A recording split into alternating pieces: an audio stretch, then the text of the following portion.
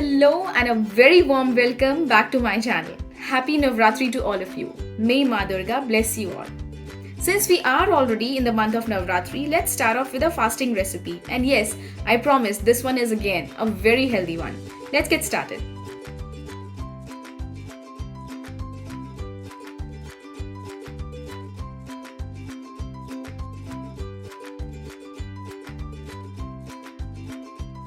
Take 1 cup of buckwheat flour in a bowl. This is also known as Kuttu ka atta. If you want, you can also take chestnut flour or singhade ka atta. Now I'm adding 1 grated carrot into it. If you want, you can also chop it finely. Now add in some green chilies. So I have taken 2 green chilies. You always adjust the chilies as well as salt as per your taste. Now take around 1/4 part of a bottle gourd or lauki, grate it and add into it. Instead of bottle gourd, you can also add zucchini here.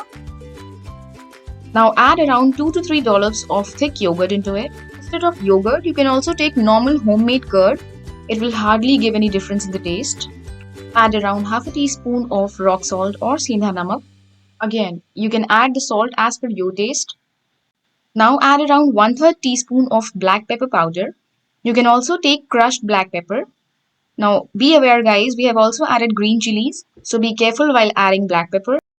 Now take a teaspoon of cumin seeds or jeera and add into it. Now finally time to add some cilantro or coriander leaves. You can also add parsley here.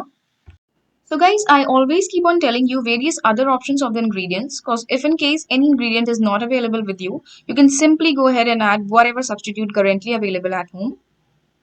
Now slowly start adding water and give it a good mix.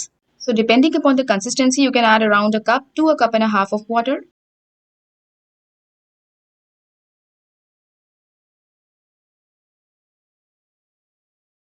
Mix it well for around 30 seconds, and that will be all. Now see, let me show you. See, this should be the consistency of the batter. It should not be runny at all, as I said. So this is perfect at this stage. Now leave it aside and let it rest for around 10 minutes.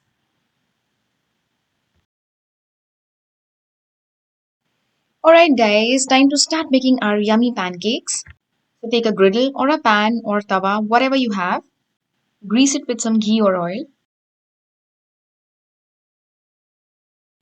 Now put a generous amount of batter on the tawa, around 3 to 4 tablespoons.